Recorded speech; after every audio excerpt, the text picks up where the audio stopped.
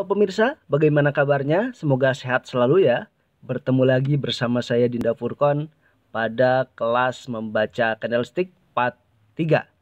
Oke, pada kali ini yang akan dibahas yaitu mengenai hanging man.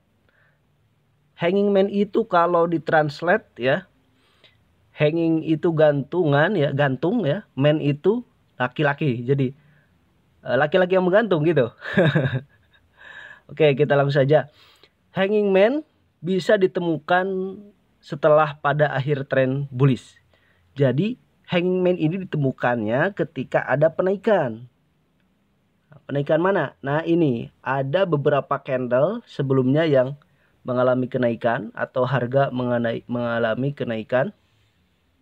Namun ketika menemukan pola hanging man seperti yang saya lingkari, nah mirip hammer, ketika menemukan seperti itu di area tren naik atau di area kenaikan, nah ini bisa menandakan puncak kenaikan, nah, yang berpotensi akan jatuhnya harga atau turunnya harga.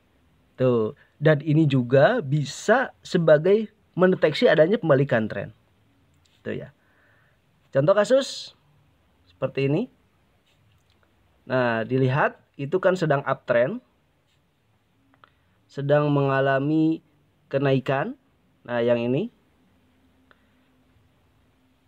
ketika mengalami penaikan, menemukan pola seperti hammer ya di atas. Nah, ini dengan long shadow, shadownya cukup panjang.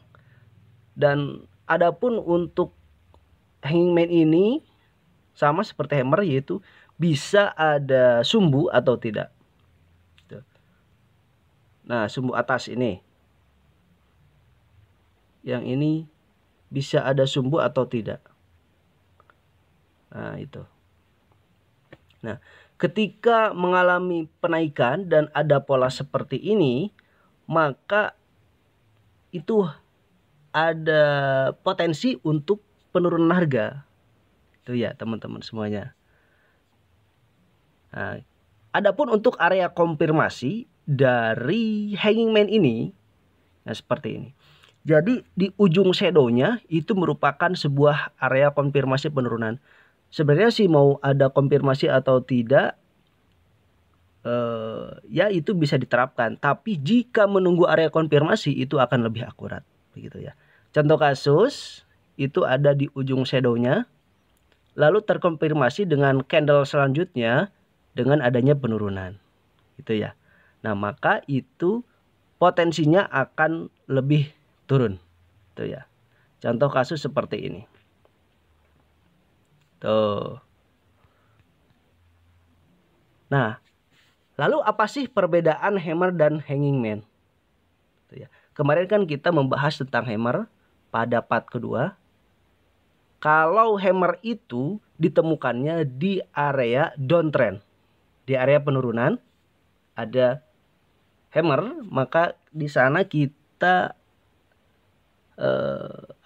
persiapan untuk melakukan pembelian atau buy gitu ya, dengan potensinya akan naik gitu ya. Lalu kalau hanging man ini sebaliknya, jadi ketika harga naik ada seperti palu gitu ya, nah maka itu merupakan potensi pembalikan harga dari naik menjadi turun gitu ya. Jadi tadinya penaikan menjadi penurunan. Oke. Lihat ini contoh kasusnya. Ya, setelah ada penaikan ada mirip hammer ya. Itu dengan kata lain dibacanya hanging man. Tuh ya, tergantung di sana. Jadi hammer yang tergantung gitu. Di sana ada hanging man namanya. Oke, mungkin itu pembahasan mengenai hanging man. Oke, silakan like, share, and subscribe untuk mendapatkan kelas selanjutnya atau pembelajaran selanjutnya. Semoga sukses dan profit.